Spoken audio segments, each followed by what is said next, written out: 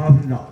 저희 이 담안군 농촌 지도자에 제가 이렇게 쓰게 돼서 상당히 고맙고 감사드립니다.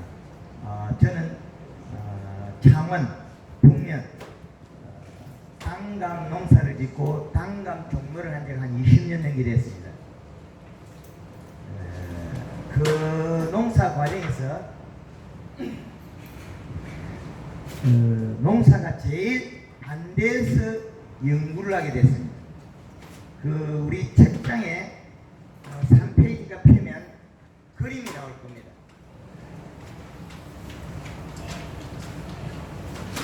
이 그림을 보시면 당감 잎으로 인해 가지고 식물 움직임을 찾아냅니다. 이 식물 움직임은 우리가 짓고 있는 농사는 잎이랍니다. 잎의 행동은 뿌리나 그 함수량, 지상부지하고 함수량에서 만들어진 그 산물이요.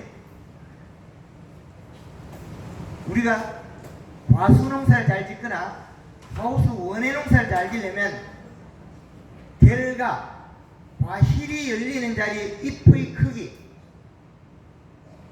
수박 농사를 잘 지려면 수박 꽃핀자리 잎의 크기를 몇 cm를 만들 거냐. 수박 깔 때 가서 자루를 가지고 딱 재보면 수박 꽃핀자리의 잎의 크기는 50cm면 10kg가 수박이 나온다. 당감 농사를 잘 지려면 당감 수확대에 대해서 잎의 크기를 재면 당감 넓이를 알 수 있고, 당감 수확대에서 당감의 높이를 알려면 잎이 뒤집어지느냐 바라지냐 보면 알 수 있습니다. 잎이 까지집어지면 잎이 두터워서 앞쪽에 살이 쪄서 영양 산물이 많이 생산되고 있다는 거고, 잎이 오므려지면 잎이 이를 적게 하는 거죠. 오므려지면 형식 기능으로 강하게 전환된 거죠. 이 잎 하나로서 다 진단이 된다는 거예요. 우리 조상님들이 될성 싶은 나무는 떡잎부터 좋더라는 말은 잎에 의해서 행동 나오는 걸 면밀히 살펴보면 먹고 사는데 지장이 없다는 거예요. 많은 소득을 낼 수 있다는 거예요. 지금 우리가 현재서 이 소득 부분에 기여하는 그 작물의 잎의 건강 정도로 보면 뿌리량도 역시 알 수 있습니다. 지금 우리가 가지고 있는 휴대폰으로서 정보를 얻는다면 유튜브에서 밴드에서 황금알 농법을 치면 많은 자료들이 나옵니다. 이 자료들은 실전 자료들입니다. 우리가 농사를 잘 지려면 퇴비가 보약이다. 맞습니다. 식물이 자라는 게 퇴비만 먹고 자라는 건 절대 아닙니다. 지금은 기계를 측정해서 비료량, 함수량을 더 먼저 알아야 됩니다. 5초 안에 땅속에 들어있는 비료량을 알 수 있다는 겁니다. 그러나 퇴비를 많이 썼을 때 이 측정기구로 측정은 다 되지 않습니다. 비료의 시량을 모르고 우리가 농사 짓는다면 아직도 주먹구구 농법이랍니다. 물론 안정화되어 있을 수 있습니다. 자기 농토에 자기가 하는 방식에 그 작물 시기별로. 그러나 어디 다른 데 가서 이야기하면 그 작물과 종에 대해서는 전혀 다른 이야기입니다. 수많은 방법과 농업에 대한 지식들이 나왔는데 그 방법들과 지식은 어디에 근거가 있냐는 거예요. 근거는 협정했을 때 수치가 나와야 되고 글자를 나와야 돼요. 1, 2, 3, 4 수치가 나와야 돼요. 우리의 농사는 그 수치에 의한 결과물에 불과하다. 시작할 때 마음은 똑같으나 결과는 전혀 다릅니다.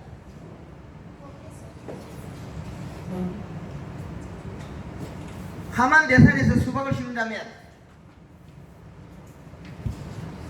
수박을 심고 기다려야 되겠습니까? 이 수박을 심었는데 수박을 심고 기다리면 됐습니다.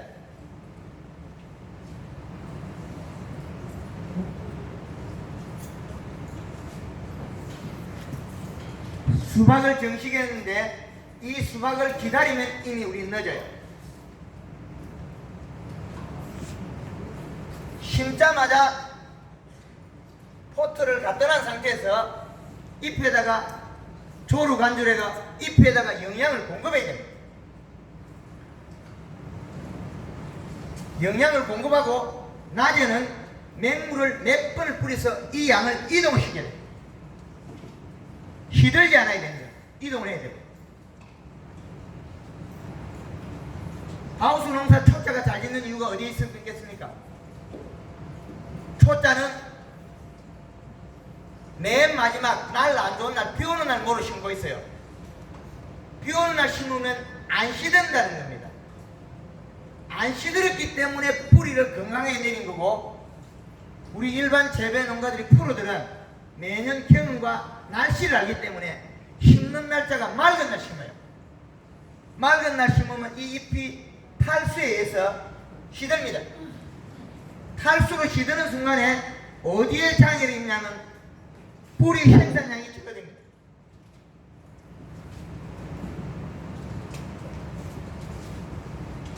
뿌리 생산량이 적은 것은 시간을 낭비해버리거든요. 이 시간을 낭비하고는 돌이킬 수 없습니다. 우리가 수박 농사를 잘 지려면, 고추 농사를 잘 지려면 정식 단계에 잎으로 영양을 공급하고 낮에 맹물 시비해서 잎의 영양소를 다시 이동시켜야 됩니다. 이건 어떤 논리냐면, 지금 현재 잎에 들어있는 양은 10으로 보고, 우리가 연맹 시비는 플러스 5를 보고, 맹물 시비라면 마이너스 5가 돼요. 뿌리를 이동한 겁니다. 그 다음에 다시 뿌리에서 돌아온 양이 플러스 2가 됩니다. 그러면 총 합은 12가 됩니다. 그러면 지금 실존하고 있는 잎이 더 두꺼워졌다는 거예요.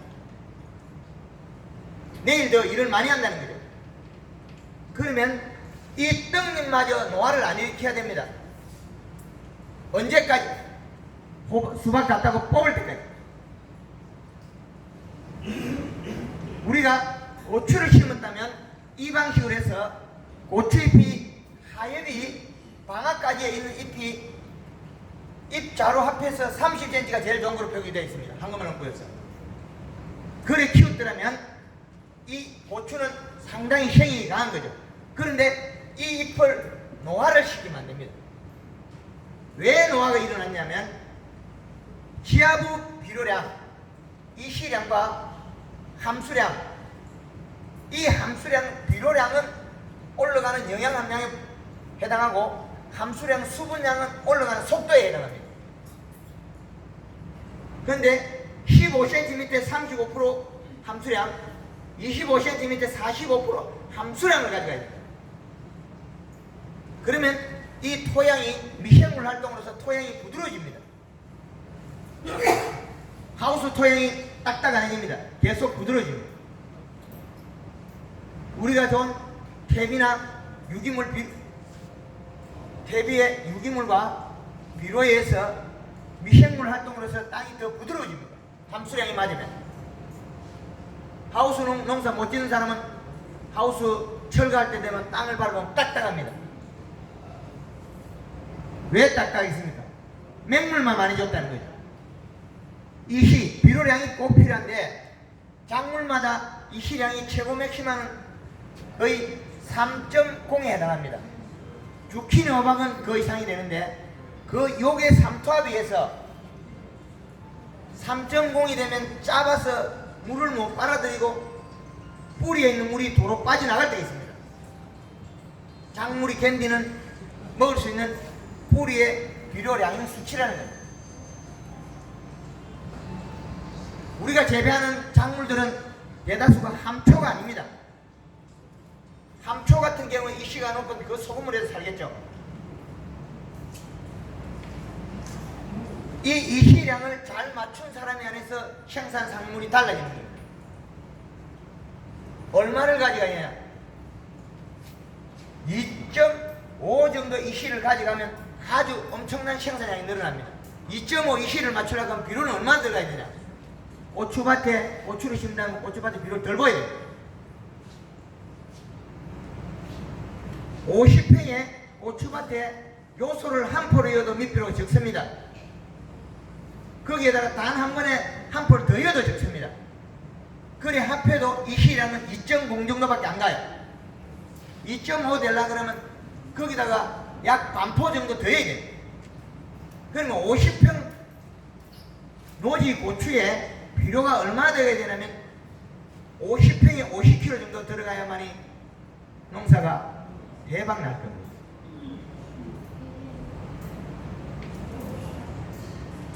(50평에) 2포 반의 비료량이 들어가는 것 같으면 엄청난 양이 들어갑니다.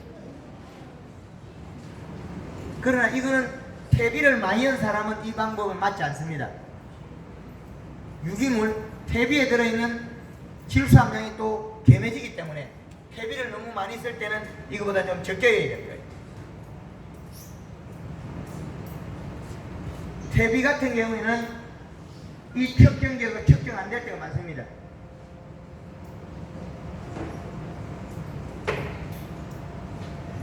지금 우리가 농사 잘 지고 있는 거는 가서 측정하면 측정기로 측정하면 거의 대다수가 나옵니다. 알 수 있다는 거예요. 그 다음으로 우리가 인위적으로 우리가 생력을 리드할 수 있는 방법이 어디냐면 잎이라는 거예요.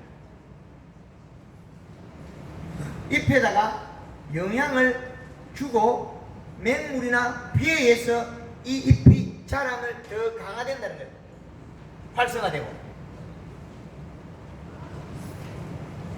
단감 농사를 짓거나 포도 농사를 짓거나 복숭아 농사를 짓는데 초기에 새순이 나올 때, 이 새순이 뻗어 나올 때 이 잎의 크기를 결정하는 것은 영양 함량입니다. 어린 잎은 앞으로 오므려져야 되고 다 큰 잎은 뒤로 까지집어야 영양이 높은 거예요. 단감이나 복숭이나 포도에서 잎이 처음 나올 때 연면 시비를 하면 자기 체내 대장 양분에서 영양이 나와서 이동하는데 이 영양량은 턱없이 부족합니다. 그래서 우리는 강전증을 하겠죠. 퇴비를 주고 비료를 주는 것은 후자입니다. 늦게 나와요. 뿌리가 뻗어서 나오가 잎을 키울 때 되면 우리는 이미 과충엽이나 열매 결연자 잎은 이미 끝나버렸습니다. 못 키운다는 거예요. 도장지만 짠뜩나죠. 그러면 우리가 쉐잎이 태어날 때 잎에다가 영양을 공급하고 비 오기 전날 연면십에 이러면 잎이 살이 쪄서 계속 자랍니다. 살이 찌면 오물 있다가 비 오면 피어졌다가 자라고 몇 번 동작을 할 수 있습니다. 그러면 그 공식을 만들었을 때는 제가 연면십의 횟수를 상당히 많이 해서 만들었습니다. 황금을 넣고 단감의 4대 공식을 인위적으로 우리가 가지치기해서 가만두면 저 공식대로 못 키웁니다. 연면시비에서 최대한 끌어올리는 겁니다. 한 나무 한 가지 속에서도 위치에 따라서는 잎의 크기가 제각각 달라집니다. 그러나 그 행동을 우리는 생산 산물을 위해서 최대한 많이 공급해야만이 바뀝니다. 포도 송이 같은 경우에는 잎이 몇 장 나오고 난 뒤에 포도가 10건데 이 포도가 여는 거는 이 잎의 크기가 포도를 먹이 살릴 수 있다는 생각과 포도는 크기가 같아 비례합니다. 요 잎의 크기는 포도 알알이의 길이에 해당하는 겁니다. 복숭아도 길이에 해당하고 사과도 길이에 해당합니다. 감은 넓이에 해당합니다. 넓이에 해당하는 건 감과 딸기만 넓이에 해당합니다. 이거는 종과 형이 반대로 되어 있습니다. 잎의 크기가 초기 잎의 크기가 넓이를 결정해요. 종마다 움직이는 방법과 그 식물의 기장은 일부 다르다는 거죠. 그래서 영동의 포도가 터진 거는 꽃 핀 위치에 잎이 작아서 포도 알알이 종방향의 길이 짧은 거. 우리가 하만 대산 수박이 터졌다. 그거는 심을 때 연매칩이 제대로 안 하고 덩쿨이 힘이 빠졌다는 거예요. 그 상태에서 열매가 열면 이 꽃 마지막에 우리가 꽃핀 자리 수박을 달았을 때 이 잎의 크기가 안 맞았다. 후기 잎의 두께는 이 수박의 넓이를 만드는 거죠. 잎의 두께는 넓이, 단감은 높이, 복숭아 넓이, 포도 넓이, 종과 해에 따라서 식물의 기작이 다 다릅니다. 고추 농사를 잘 지으려면 꽃 핀 날 아침에 잎의 센티미터를 만들어야 돼요. 잎이 줄어든다는 건 비료량이 적은 거고 함수량이 낮다는 거죠. 두둑 행성을 잘하고 함수량을 맞추고 이시 비료량을 맞추면 고추는 엄청나게 열고, 역시 마찬가지로 수박도 매년 우리가 재배하기 때문에 비료량이나 잘 맞춥니다. 뭐가 잘못되냐? 수박 같은 경우에는 초기에 정식으로 가만둔다는 거죠. 정식으로 가만두면 수박이 심자마자 납작하게 커서 빠른 시간에 잎을 키우가 통통해야 되는데 얇게 컸다는 거예요. 몸이 축이 났다. 그래서 수박이 큰 나무를 못 만드는 주 원인입니다. 농사를 잘 지은 사람, 못 지은 사람은 그 별 차이가 없어요. 대기샷 플러스 잎의 함수량 플러스 잎의 두께에 해당합니다. 우리가 할 수 있는 일을 다 해야 되는데 일부 빠뜨린다는 겁니다. 그 빠뜨린 부분은 후기에 많은 영향을 미치죠. 초기 앞쪽에 있습니다. 우리가 알고 있던 것보다 더 앞쪽에 모든 농사는 전개돼서 다 이루어진다는 겁니다.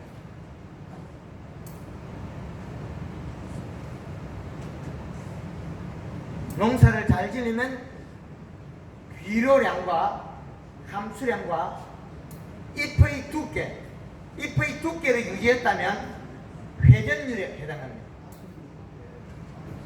잎의 함수량을 늘려주면 왔다 갔다 하는 속도가 빨라져요. 방금을 농법에서는 왜 잎에다가 물을 뿌리라 그러냐면, 물을 뿌리면 연매 시비한 잎에 들어있는 산물, 영양소를 7일 만에 소화를 할 걸 한 번 물을 뿌리면, 우리 고압 분무기 정도의 물을 뿌리면 이틀을 뺄 수가 있다. 이틀을 전략하면 우리는 생산 산물이 달라집니다. 잎에다가 들어있는 양은 이동시키면 뿌리가 먹고 많은 일을 하게 되어 있어요. 이와 반대로 장마비에 고추밭에 가보면 아랫잎이 누렇게가 나부리가 된다는 거죠. 잎이 살이 빠졌다. 이동량이 많았다는 거죠. 함수량에 의해서. 그 이전에 잎에 살을 찌워놨더라면 비가 와도 괜찮습니다. 일주일 동안 햇볕을 안 보여줘도 잎이 살이 안 빠져야 돼요. 잎의 함수량과 잎의 두께에 따라서 생산산물은 제각각 달라요.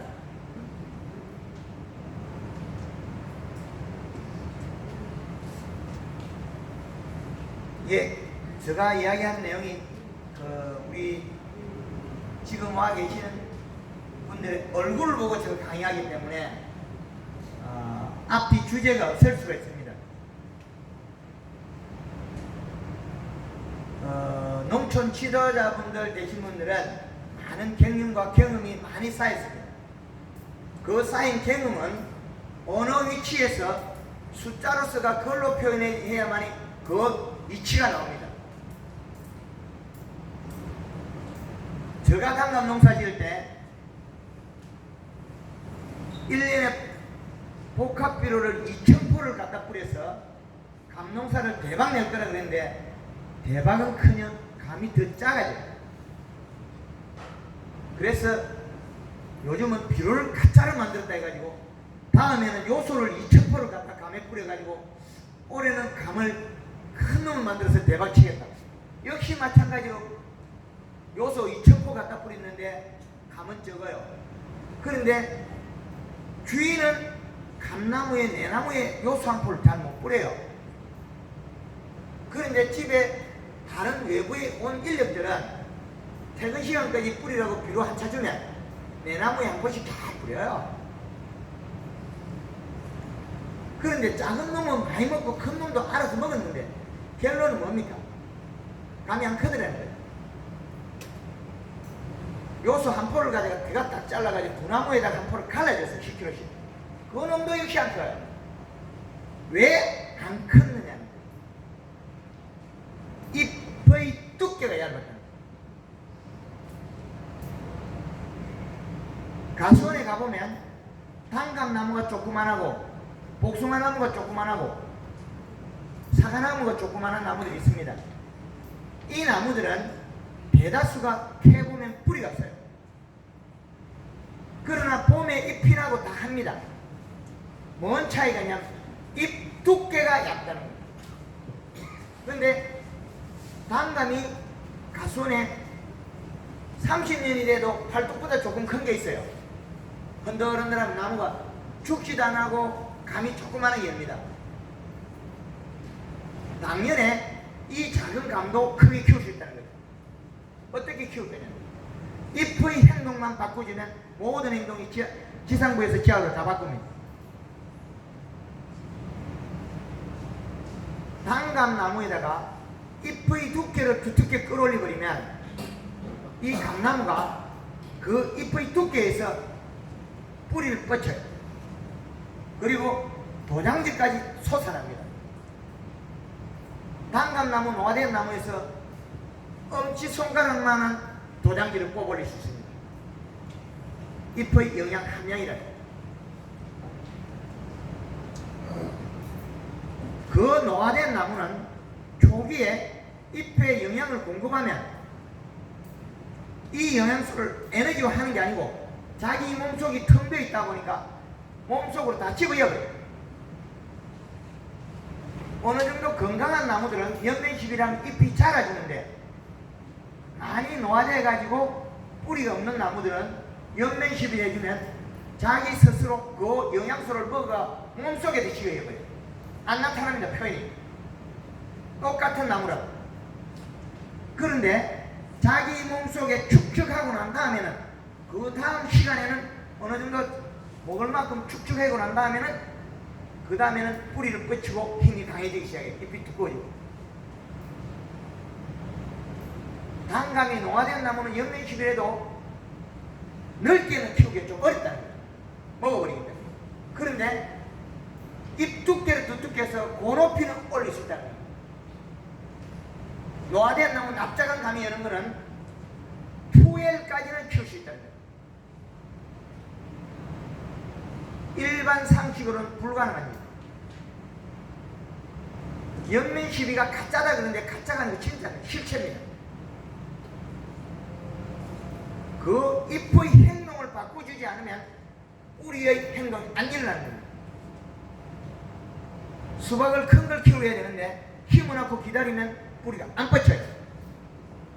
육묘 때 들어있는 잎에 영양량이 그리 많지 않아요. 고추도 정식을 해놔놓고 한창까지 잎이 노래팅팅하기가 별로 안 움직입니다. 그거는 우리가 잎에 영양을 공급해서 잎을 살을 찌워서 행동을 바꿔줘야 돼요. 옛날에 자기 집에서 직접 고추모를 키웠을 때는 고추 떼공이 말을 하면 뭐 좀 뻥을 치면 새끼손가락만 아직 묵다 그러죠. 이건 일찍 해놓고 비 올 때 잘 해놓고 제대로 살면 고추 어마어마하게 그래요. 지금 고추 육묘상에 나오는 거는 가녀리하다는 거죠. 그 가늘이 한 묘목에서 잎이 얇고 잎이 진하지 않는데 그게 뿌리를 내리서 자랄 때까지 소요 시간이 너무 많이 소요돼요. 그래서 잎에 영양을 주고 맹물을 뿌리고 영양 주고 맹물을 뿌려서 잎을 빠른 시간에 살을 찌우면 행동이 전혀 다르게 나옵니다. 이렇게 하는 과정은 지상부에서 하는 일이고 지하부에 전혀 다릅니다. 고추밭에 비료를 얼마나 줘야 고추가 자랄 겁니까?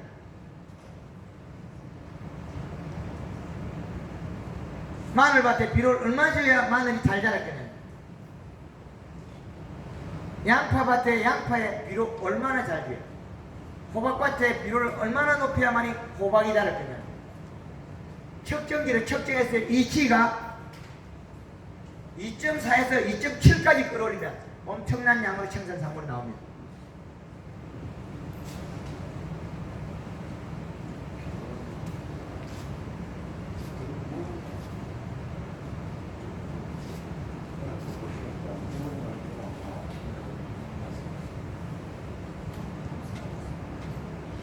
자, 우리가 고추를 심는다고 봤을 때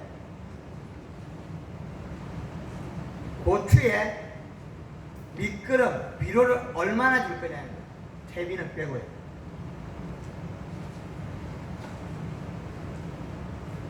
(50평에) 비료를 얼마나 줄 거냐는 거예요.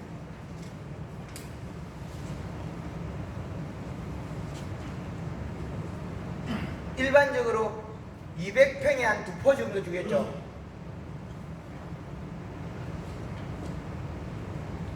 몇 포 우리 회원님들 몇 포 정도 주십니까?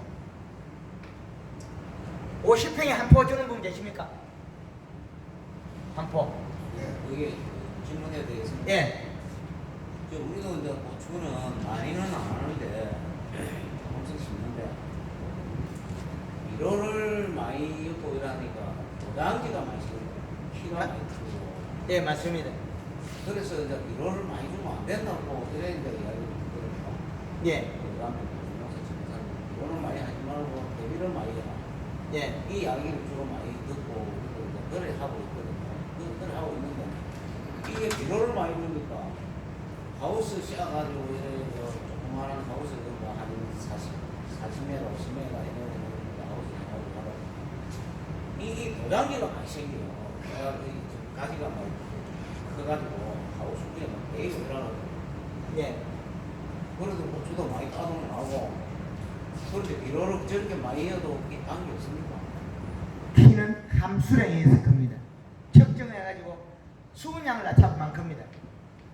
수분을 많이 안 주는구나. 그렇죠. 지하부에서 이게 물이 미는 거 지상부에서 함수량을 자라는 겁니다. 조금 더 말라보면 말라 죽어요. 비료가 되게 많아도 안 자라요. 강원도 인제에 가면 그 도마도가 여름 도마도 하우스 있는 게 비료량이 2.8에서 3.2 들어가면 요게 빨아먹었다가 내놨다 그래야 돼요. 도마도가 통통하면서 전혀 자라지 않습니다. 비료량이 너무 많아서 많으면 못 먹어요. 함수량이 있어도 못 먹어요. 그 방법이 있고 수분량을 낮추면 비료량을 먹고 깔짝깔짝하게 자라는 타이밍이 또 나와요. 그럼 어떻게 해야 되겠습니까? 기계를 측정해야 되겠죠. 우리는 비료량과 함수량에 의해서 자란 거죠. 온도 자란 거는 그건 자랐다는 건 별개의 지하부에 있는 여기에 있는 수분량입니다. 그러면 상단에서 자란 거 일부는 컨트롤을 우리가 제어를 할 수 있다는 거예요. 뭘로 제어할 까? 설탕을. 설탕 연면십이라면 잎의 길이가 짧아져요. 넓이는 축이 안 납니다. 그리고 절간이 좀 짧아져요. 마디가. 그런데 지금 우리가 고추를 심다면 복합비료 한 포, 그 다음에 단 한 번에 한 포, 여기에다가 요소 반 포 정도 넣어주면 좋아요. 50평에다가 예.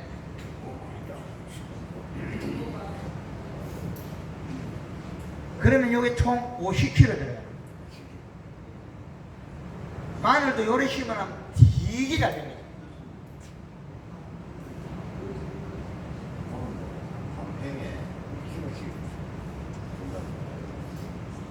요 정도 먹으면 단 한 번에는 늦게 녹기 때문에 고추가 좀 많이 달리고 한참 자랄 때 우리는 그 총을 열고 두물째 열 때 되면 고추 길이가 짧아지죠. 비료량 때문에 작은 거예요. 함수량하고. 그런데 요 비료량이 안 떨어지면, 수치가 안 떨어지면 꽃피고 열었다 그러면 전부 큰 놈이 열어요. 왜 그러냐면 여기에서 꽃핀 자리에 잎의 크기가 크다는 거예요.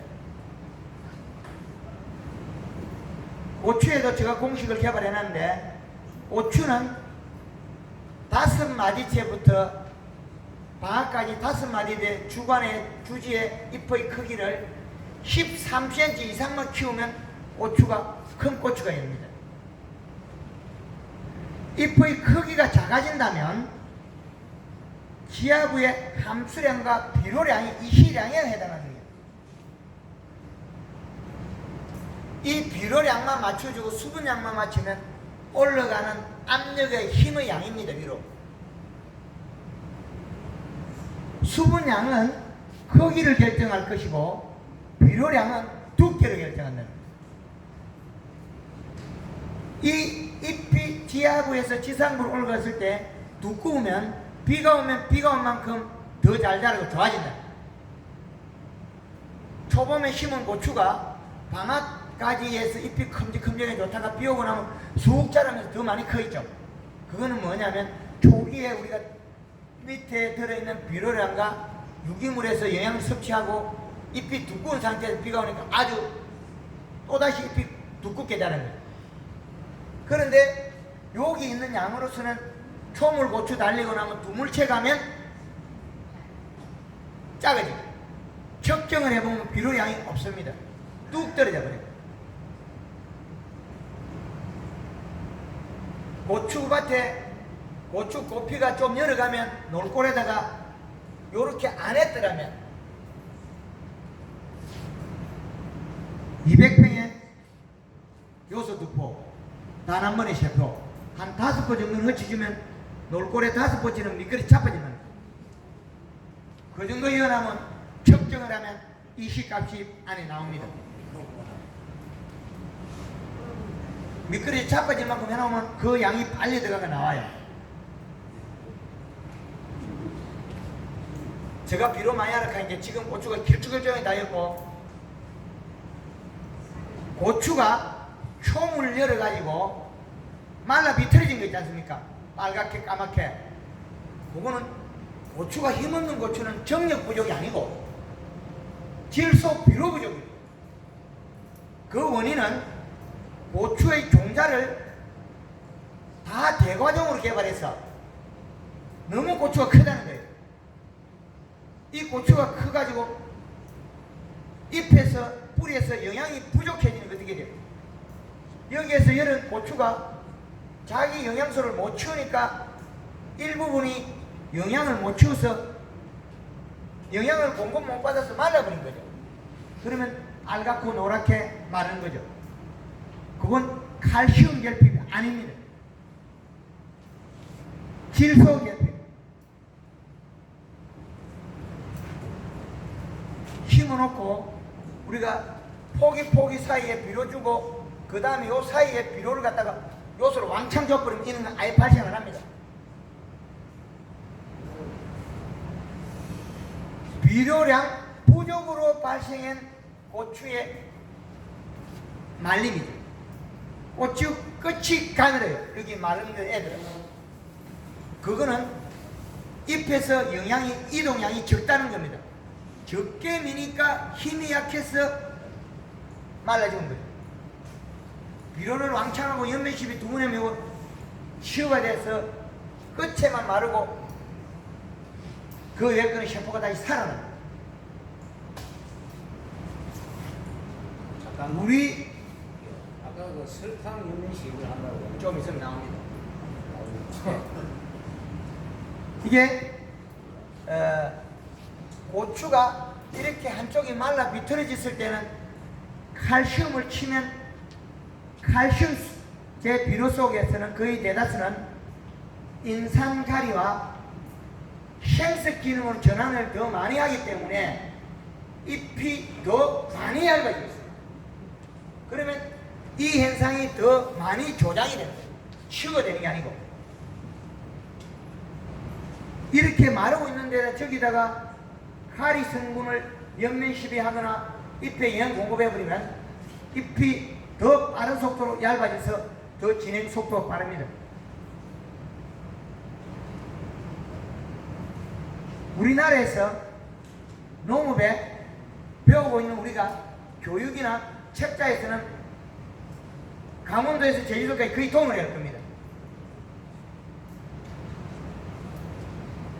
우리가 이런 잘못된 습득으로 인해서 실질적으로 여기에 사용한 칼슘 한 봉다리 가격으로 인해서 요소 2포대 살 수도 있어요. 요소 2포대 사는 것도 이거 병 그 전에 치유됐어요.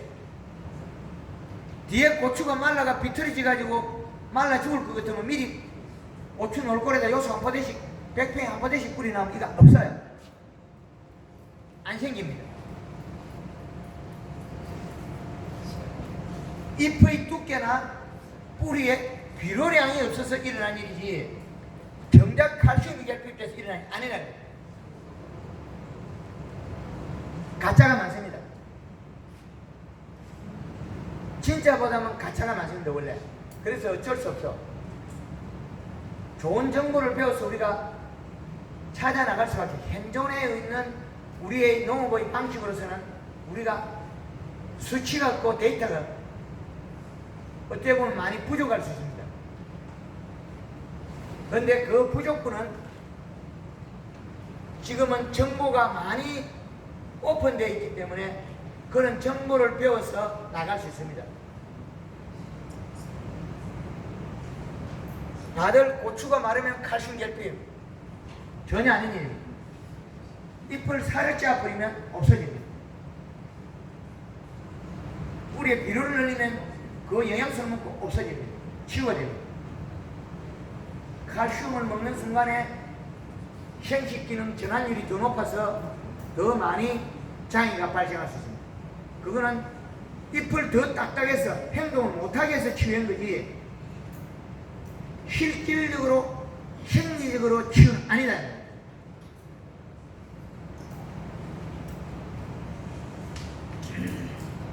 그리고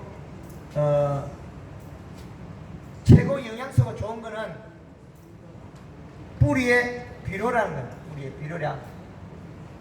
비료량은 어느 정도는 꼭 유지해줘야만이 그 산물이 먹고 자라는데 그 에너지화 하는 거죠. 이 구조를 자세히 보면 왜 상부에 약해졌냐면 고추가 달리면 잎이 먹는 거와 고추가 먹는 거는 다른 거예요. 고추의 꼭지는 나무 살에 깊이 박여 있어요. 고추는 이렇게 짧게 박여 있어요. 가늘게. 고추 잎은 바늘처럼 가늘게 먹고 단감 이파리도 영양소를 적게 먹어요. 단감은 뚝 떼면 이리 땡기면 안 떨어져요. 방향으로. 자기 방향으로 땡기면 안 떨어져요. 왜? 이쪽으로 영양을 많이 먹기 때문에 이쪽에서 살점을 두껍게 만들어요. 밑에 거 많이 먹겠다. 그럼 단감이 많이 먹으면 단감 잎은 당연히 적게 먹겠죠. 잎의 두께를 보면 알 수 있다는 거예요. 잎이 뒤집어지느냐 오므리느냐. 책에서 잎을 오못하게, 잎은 작게, 다뻥이에요.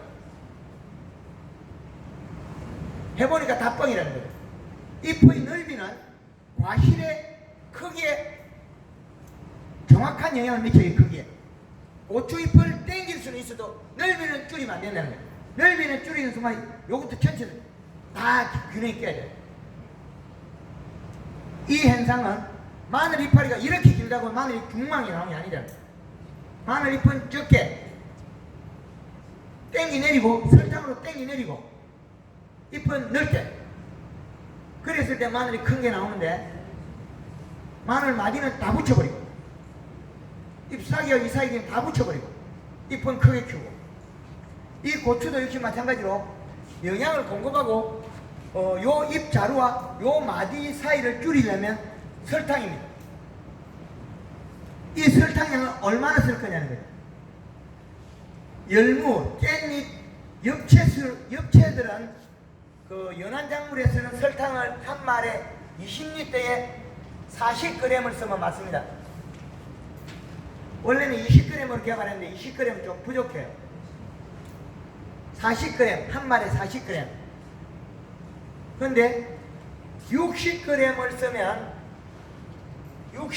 쓰면 마늘 마디가 줄고 고추 잎 길이가 줄고 단감 잎 길이가 줄고 단감 잎 자루가 짧아지고 마디가 짧아지고 고구마 순 마디가 짧아지고 잎 자루가 짧아지고 잎이 넓이는 넓으나 짧아지고 요게 60g. 물 한 마리 60g. 고추밭에 설탕은 물 한 마리에 60g이 좋습니다. 요것만 영양소는 아닙니다. 영양소 1, 설탕, 영양소는 상당히 좋은 건데 설탕 하나의 반대로서는 되지는 않습니다. 그러나 영양소는 에너지는 많습니다. 설탕을 먹었을 때는 잎의 거리가 짧아지고 두터워지면서 부드럽습니다. 그런데 우리가 칼슘이나 규산이나 이런 거 쓸 때는 딱딱해져 버려요. 칼슘에는 칼슘만 쓰느냐면 가리 성분이 가기 때문에 생식 전환을 시키기 때문에 그 나쁜 방향도 많아요. 저한테 주건 시간이 많이 없기 때문에 많은 양은 다 이야기를 못합니다. 이 시간 안에 여러분들이 앉아있는 키우는 작물의 종에 대해서는 다 나눌 수는 없습니다. 부족합니다.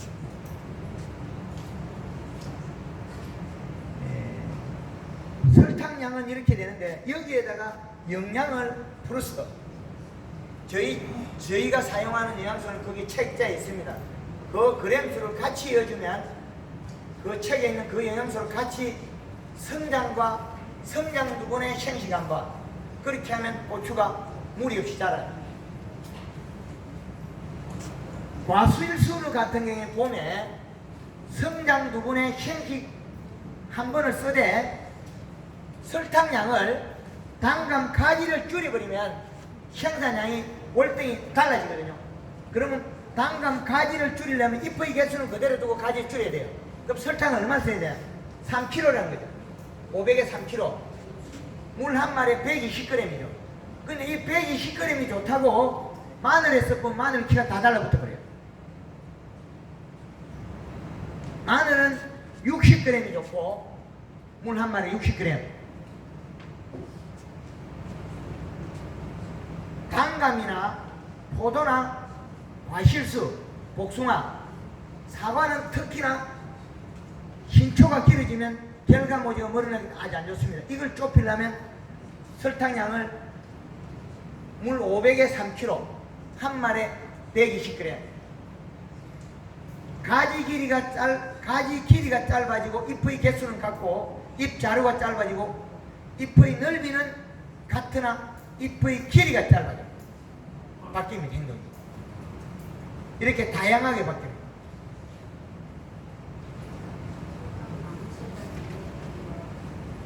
예, 백설탕이 순도가 제일 높습니다. 시기는 어느 시기를 치는 시기? 요게 초기에는 40g이 좋고, 예, 한낮이나 더우고 이럴 때는,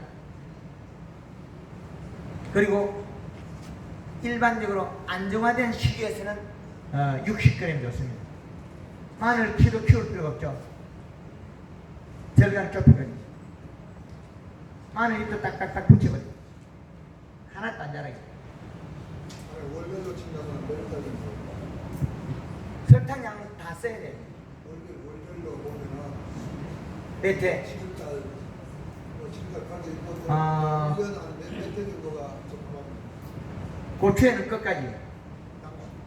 단감은 7월 10일까지. 그 위에 과실수가 피부가 깨끗한 과실수들은 그 설탕을 쓰면 그게 오염이 될 수 있습니다. 그래서 단감에서는 7월 10일, 농사는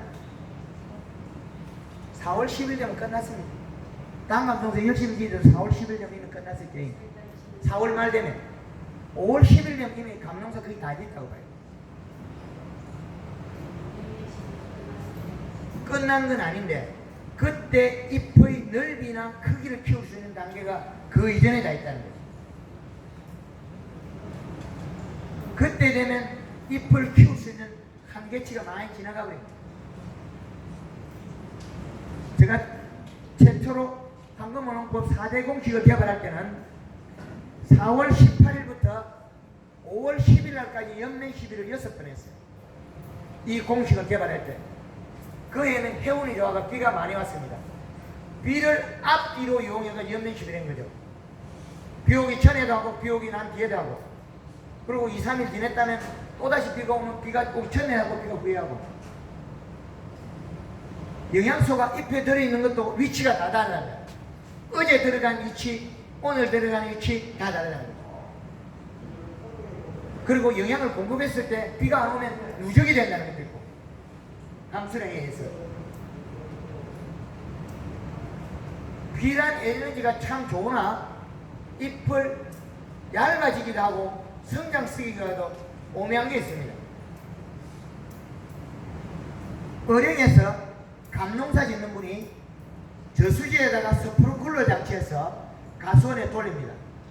보면은 잎이 커서 감이 커서 놀라고, 다른 분들이 가을에 와서는 감이 작아서 놀라고, 가을에 스프링클러 돌리니까 잎에 살이 몽창 빠져버립니다.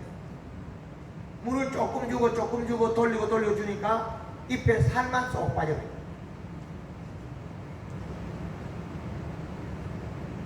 잎에 물을 뿌렸을 때는 다음에 비가 오고 난 뒤에 잎의 두께를 꼭 유지해 주나요? 그래야만 일을 하지. 잎에 있는 영양소를 이동만 시켜버리면 그 잎에 영양을 보충되는 것은 그 과정에서 중간에 단감이 먹어버리면, 가을에 단감 꼭지가 크기 때문에 올라오는 영양소를 자기가 다 먹어요. 그러면 잎에다가 빠른 시간에 영양을 공급시켜서 잎을 탱탱하게 만들어요. 오므리지면 늦어요. 탱탱 살죠. 질문이 있습니다. 예. 나 체륜에 사는데요. 예. 고추에 한전병이 들었을 적에 제일 좋고 약이 무슨 약을 써야 좋습니까? 농약방에 모르고 저는 생리기 약은 잘 모르겠습니다. 미안합니다. 우리가 그 종이 행동할 때 자세히 살펴보면 행동하는 과정이 나와요. 그건 제일 표현이 많이 되는 잎에 있다는 겁니다. 식물을 관찰할 때는 저 눈앞에 보여줬을 때 현재, 과거, 미래,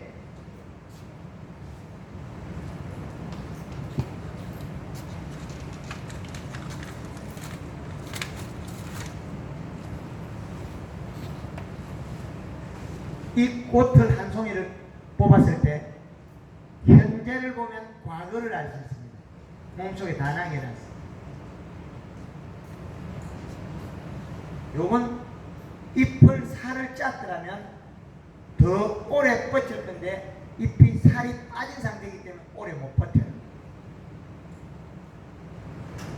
잎을 살을 짜놨더라면 더 오래 갑니다. 마산 진전에 있는 국화를 갖다가 살을 짜가 일본에 가서도 탱탱한 꽃이 피게 되었어요. 전라도 영암에 고구마 110만 평 컨설팅 해줬을 때 한 톨도 힘이 안 되깁니다. 왜 그랬겠습니까? 우리 옛날에 과거에는 흰백이 고구마 많이 없었어요. 왜 그랬냐면 종구를 큰 걸 심었다는 거죠. 종순이 굵었다는 거죠. 지금은 종순이 가는 걸 사다 심고 있어요. 고구마가 잘 안 열어요. 고구마 등풀에서 살 빠질 게 없다는 거예요. 이게 고구마 등풀이 살이 빠질 정도가 있어야만이 뿌리가 내릴 건데, 고구마 등풀이 가르면 살이 빠질 뿌리 만들 에너지원이 없습니다. 이런 고구마 많아요. 산청에 고구마 8,000평 심은 거, 종순 가는 거 심은 거, 연면심이 몇 분으로서 뿌리를 붙이고 고구마를 다 달아줬다는 거예요. 좀 늦어요. 그러면.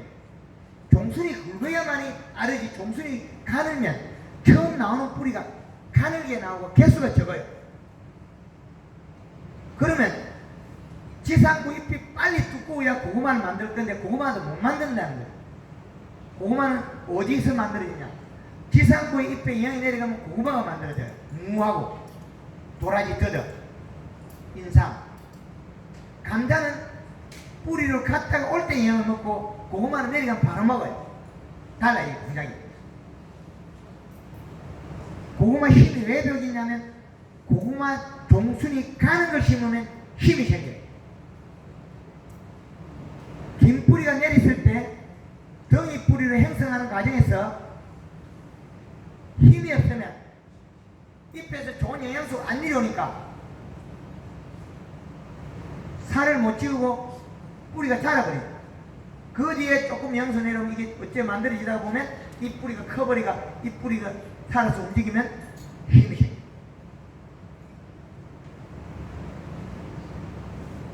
작물마다 다 에너지원이 다릅니다.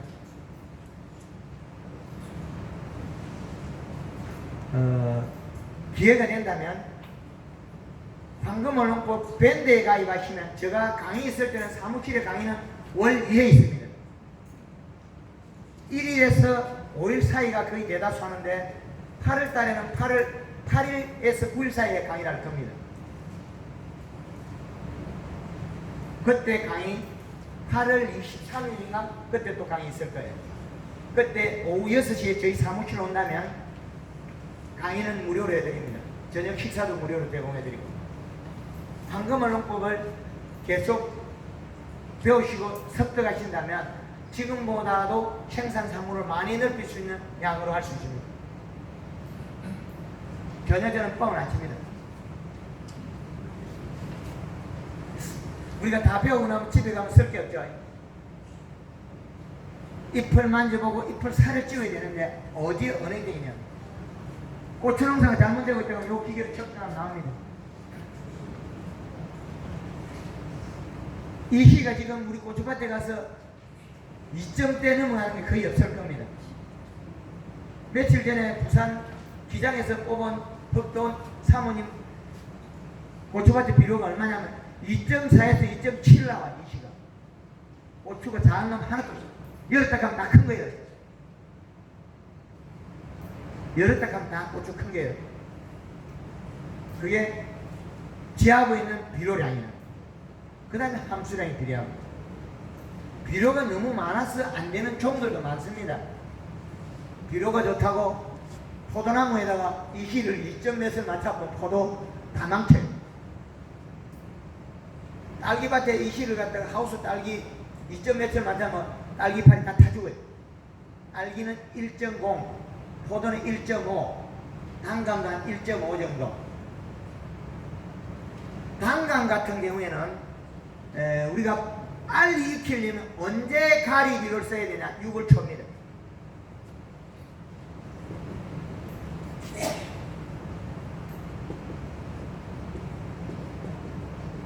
가리양을 6월 초, 7월 초, 8월 초 이 세 번에 나눠서 써버리면 이 함량에 따라서 생식 기능을 만드는데 정작 생식 기능이 도달했을 때는 이걸 줄여버려요. 여기서 많이 쓰고 탁 줄여버려요. 이때는 6월 달에는 많이 쓰고 반 줄여버려요. 왜 이렇게 줄여야 되냐면 이미 이때 몸속에 들어가 만들어야 이때 이거 나오지. 그때 가서 익히면 행동이 빨라지면 화가 터져요. 화가 물러지고 생식 전환을 하면 달라져요. 강한 성장기의 생식을 몸속에 집어여가 데려가요. 정작 생식기가 됐을 때는 입속에 강하게 들어있어요. 지금 어떻게 되어 있냐면 제가 지도한 농장에 가보면 잎을 상부 잎을 딱 자르면 노란빛이 스며있고 잎이 펴져요. 안에 송잎은 어떻게 되어 있냐? 햇빛에 비추면 황동 거울을 비춘 것처럼 입속에 노란 빛이 들어있습니다. 생식 기능은 7월달에 나타나야 되는 거예요. 6월달에 영양을 공급해서 7월달에 연면 시비를 바꾸는 순간에 이 비료가 바로 잎에도 나타나야 됩니다. 그런데 연면 시비를 안 해주면 이 비료가 잎 속에 몸속에 들어있어서 잘 안 나타날 때 있습니다. 뿌리에서는 6월달에 공급했던 게 7월달에는 이미 들어와 있어요. 들어와 있는 비료는 연면 시비를 다시 해줘야만이 잎으로 나타나는 거예요. 그러면 7월 초순에 7월 10일경에 단감이 안에 보면 그물망처럼 세포가 터지면서 그걸 생식기능 전환시킵니다. 과일의 크기 플러스 색깔을 많이 바꿔요. 식물은 피장마다 전 단계가 후의 결과, 전 단계가 후 결과를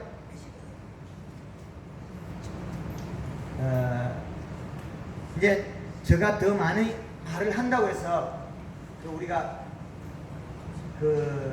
배우는 시간이 그에 만족치 않습니다. 이제 제가 질문을 받도록 하겠습니다. 질문이 있습니다. 예. 아까 처음에 서두에 설명하신 적이 있어요. 예. 그 떡잎이 중요하다고 이런 말씀하셨는데 예. 그 이제 우리가 나는 이제 가만 대산인데 수박 농사를 짓고 있습니다.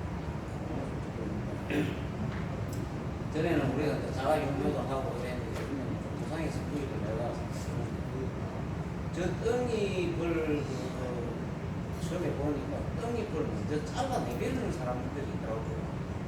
예. 그게 이제 떡잎이 끝까지 그 떡잎이 중요하다고 말씀하시는데 예. 그래서 그게 이제 떡잎과 떡잎 관계가 이 성장 관계하고 무슨 관계가 있는가? 떡잎이 노화되고 있으면 몸속 에너지가 부족하답니다. 그게 나타내는 위치입니다. 고추가 방아다리 앞에 요 잎이 노란색으로 변하고 있으면 이건 비료 부족이나 영양 부족으로 판단하면 됩니다. 건강하게 잘 키우면 잎에다가 살을 찌고 나면 하엽이 노화가 안 일어납니다. 단감밭에 가서 이파리가 지금 손톱만한 크기의 잎이 탱탱하게 살아있어요. 그렇지 않다는 그 영양소가 부족하다는 거예요. 어느 위치에서 잎의 두께가 얇았다는 거예요. 그러면 전체 에너지가 이게 식물이 구조가 이 껍질이 이쪽에 두꺼워요. 내려가는 거는 껍질이기 때문에 영양 공급받는 것보다 많이 빠져나갔다는 거예요. 올라오는 양보다 내려가는 양이 많아서 일어나는 거고 함수량이 작아서 일어나는 거예요. 수분량이 부족해서. 올라오는 압력이 강했다면 이거 채워졌을 건데 내려가는 양, 비가 오거나 밑에서 공급받는 양이 적으면 하엽은 노화가 됩니다. 그리고 껍질은 위에보다 아래로 가면 굵어집니다. 내려가는 관이 더 크다는 거죠. 위치에 따라서 잎이 얇아지는 위치가 다 달라요. 감나무 가지 끝에 잎은 이 끝에 잎은 두꺼운데 이 아래쪽 잎은 얇아요. 그러면 이 껍질이 아래쪽에 두껍다는 거예요. 껍질 자체가 다른 거예요. 그리고 오는 관 자체도 여기는 막혀 있으니까 여기 압력이 강해요. 올라가는 관이. 왜 마디가 있냐면 이 마디에서 수분을 빨아서 위에 가면 탁 낳고 이래 올라갑니다. 수분이 올라가는 거예요. 대마디도 자세히 보면 대마디 밑에는 가늘어요. 왜? 많이 빨아야 돼요.